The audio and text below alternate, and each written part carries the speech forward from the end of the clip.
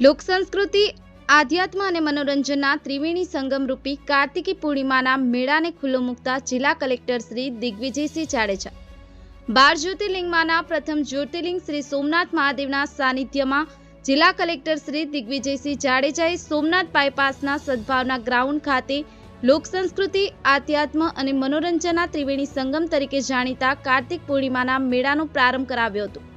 જિલ્લા કલેક્ટર શ્રીએ રિબિન કાપી અને મેળાને જાહેર જનતા માટે ખુલ્લો મૂક્યો હતો। મેળાને ખુલ્લો મૂક્યા બાદ કલેક્ટર શ્રીએ હસ્તકલા હાટની મુલાકાત લીધી હતી અને સ્ટોલ ધારકોને મેળાની શુભકામનાઓ પાઠવી હતી।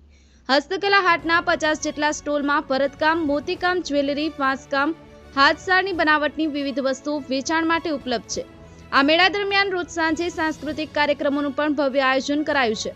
સોમનાથ મહોત્સવ 2024 અંતર્ગત તારીખ 11ના રોજ દેવાયત ખવડ તથા બિરજુ બારોટ લોક સાહિત્ય તથા લોકગીતની પ્રસ્તુતિ કરશે, જ્યારે તારીખ 12ના રોજ ગુજરાત સરકારના સંગીત નાટક વિભાગ દ્વારા આયોજિત ભક્તિ સંગીત મહોત્સવમાં લોકગાયક અપેક્ષા પંડ્યા, ચિરાગ સોલંકી સુર રેલાવશે। તારીખ 13ના રોજ કીર્તિદાન ગઢવી તેમજ તારીખ 14ના રોજ લોક સાહિત્યકાર રાજભા ગઢવી લોક ડાયરાની અને તારીખ 15ના રોજ માયાભાઈ આહિર અને ચાહલ આહિર લોક સાહિત્ય અને લોકગીતની પ્રસ્તુતિ કરશે।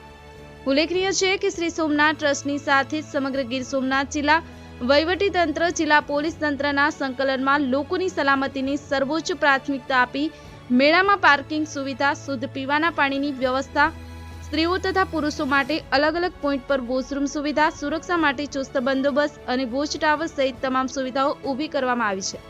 બ્યુરો રિપોર્ટ, ગિરનાર વાદ ન્યૂઝ, રમેશ સત્યની સાથે।